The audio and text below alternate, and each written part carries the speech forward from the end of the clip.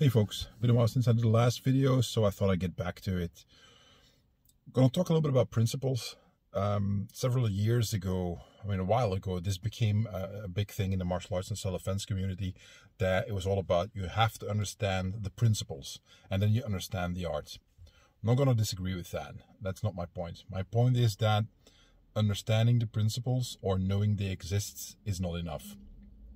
The example I want to give is there's a few of them, but the reason I'm going with this is that just a few hours ago I was teaching a private training class, teaching Kun Tao to one of my private students, and we talked about some principles of the art, and he asked very specific questions. Okay, do we want to be here or here, inside or outside, and this and that. So I said, look, what Bob used to say, Bob Orlando, my teacher, is that we play on the outside, but we actually we fight on the inside. So, and that means that we for the drills, it is practical that you can do, the kill up hand drills on the outside, because then the flow can keep going. But the actual application is on the inside. So, and he asked a few questions of, well, why? And I explained, look, you have to see it in this way. There are many techniques, but there are also a handful of principles that will always come back. Expand and compress is going to come back, whiplash, seating, adhesion, all the principles that Bob talked about in his book and videos, which I recommend.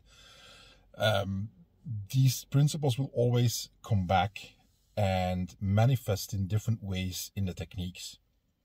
Now, as far as I can remember, and this is it's been a while, I think is Fighting Arts of Indonesia book that Bob wrote. It's maybe like 25-30 years ago already. So I'm talking about a long time ago. Then Bob was the one who, in my opinion, one of the first who actually very clearly brought forward this idea of the principles are important, and learn the principles, and then you can understand the techniques better. What people often don't seem to see is that he would teach through examples of, in many ways, idealized techniques to convey a specific principle or to teach a specific concept or a tool and so on. For instance, one of the first applications that you learned was basically not necessarily the best solution to whatever attack that you were defending against, but it illustrates the principle well. And one of the first applications that I learned with him was showing you how to work with the lead hand. Does that mean that you cannot use the rear hand? No, of course not. The point of that application is that at the beginning stage where you are, we're going to teach you the principles in a very specific way so that you can then later apply them more broadly. So you learn to work with that lead hand, deflecting the incoming punch and then striking low again and so on. So you focus on something specific. The same applies with principles. There are many principles that will manifest in different ways, and then you focus on all those different ways throughout the curriculum, so that you see the same principle applied in many different situations, different contexts, different nuances, so your understanding improves. What I'll say is that nowadays I hear a lot of people, and I'm not casting negativity to the people who are doing that. I just think it's a part of the evolution that you go through as you train. But a lot of people seem to be saying, like, okay, just because I can repeat the principle, then I'm good. No. I'll give a different example. If you want to fly an airplane, there's two basic principles you have to very much understand, and that's lift and drag. There you go. You understand them, okay, you study them, fine, so you can fly an airplane, right? No, of course not. You just have to begin to understand and practice everything that is involved with lift and drag, how they manifest with each different type of aircraft, with different kinds of weather and terrain and so on. So how that all is going to influence an enormous amount of little nuances and details that you will not understand or know about just by learning the principles. And that's basically the point with self-defense systems and martial arts systems. In my opinion, it's the same. Is you have to understand the principle, yes, but the true understanding comes through the applications, by putting the principle into practice as opposed to theory, where you have to figure out a way of, okay, I'm in this situation, I'm in this context here. I just did, just give you an example, just did block left hacksaw, and you grab the guy's neck to pull him into a knee strike, right? So we had adhesion. As soon as we do the defense, then we do the hacksaw and we no longer let go. We maintain contact. Okay, so you've got one principle. Which other principle can I apply here? Well, you know, at some point once you've got his head down, you might do a shearing elbow. Shearing is another principle, and so on. Do you have to? No. But you can. Also, the footwork. One of the things that Bob would show is that you would always point your lead leg towards his lead leg, and you always have all your guns pointing at the opponent. Meaning that if I am in a specific position, I will have my knee pointed at a specific target. Could be the guy's leg, could be for a kick to the groin, whatever. But my knee is pointing in the right direction before I use it, so I don't have to place it in the right direction as I do my technique. So all these things come together in that specific example.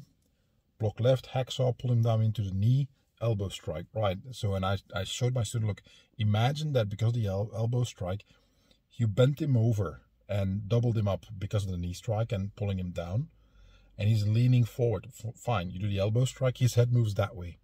What do you do next? And I put him in that position, and I said, what could you do? Try some stuff. He tried this, okay, that doesn't work, and so on. And work through the different options and possibilities until you find something that you figure out, like, okay, this is good, this works, and it uses the principles we already have. So you go back to what you know and then apply it in a different context, and working through the technical issue, working through all the options. Does this work? That's too close, that's too far. I don't really have a good angle for this elbow strike. Let me try the hammer fist here, that works better. Working through all those things, that is what makes the difference of simply knowing how you can parrot the different principles, just saying them out loud and saying, like, okay, principle A, B, C, D, and so on. So you can talk a good game, doesn't mean you know how to do it. Or that you might be able to show it, but only in a very, very limited number of applications. All too often, the standard ones you learned. Which brings me back to what I said that Bob's teaching method was. And this is something I learned in Latin class in high school, where there was a way of remembering some of the difficult grammar, some of the advanced grammar rules that are very rarely applied, by remembering a sentence in which it was used.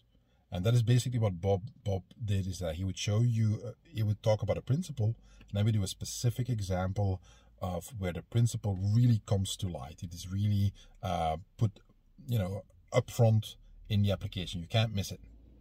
Doesn't mean that's the only place where you can use that principle. It will be applied in your entire art. And then we get to something that I think in good systems is there, and that as you progress in your training, people typically discover by themselves, or it is built into your art from the get-go, or it comes later in the system that you're training in, doesn't matter. But my experience is that most people eventually get to that point where they're stacking principles, they're stacking concepts. It's not just one thing. Everything comes together, so you get this basically this synergy of all these different aspects and principles and concepts, so that when applied together, they are much, much more effective than if you only have one or two. That said, there is a time and a place for every single one. You will find yourself, I'm talking about shearing. So shearing is that you move along two parallel lines that never cross, and the target is stuck between. So if I'm hitting somebody, for instance, with an elbow strike, and it's going that way, I'm going to hit him elsewhere on his body in the other way. So we've got parallel lines, crossing lines, and in that way, whatever is stuck between these two lines takes shearing force. which can be devastating, which means you have to use less energy striking the target than if you just throw the elbow by itself. Do you have to use it? No, there will be spots where you can't. And the example I showed with my student, from that position that he found himself in after he pulled the guy down into the knee strike, a shearing elbow would have been something that would take more time than a regular elbow. So that's my point, is that just because you understand the principles and you try to stack them, that doesn't mean that, well, that is always going to be the option. And that is my overall point with understanding principles and teaching from principles, is that the student still has to do a lot of work to get to the point where integrating these principles correctly and appropriately is something they do by default, because they did all the training, all the nuance searching, all the different applications in which you try it one way, that works better than the other, and so on. And you just end up with something that is very concentrated and very pure, quote unquote, when it comes to technique, because you've already gotten rid of all the nonsense, all the stuff that didn't work. It doesn't have to be martial arts, it can be combat sports. You can look at a good boxer will have developed this jab, which is the basic technique. Pretty much every boxer starts with a jab.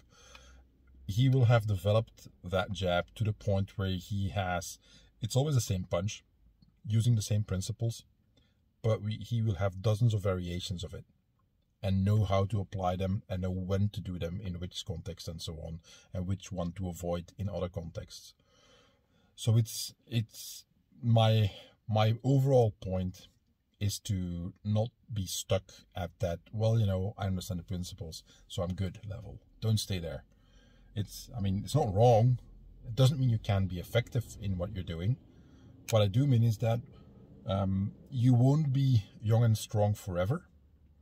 So maybe it's a good idea to prepare for the time when you won't be in the burning flame of youth anymore, as they say it.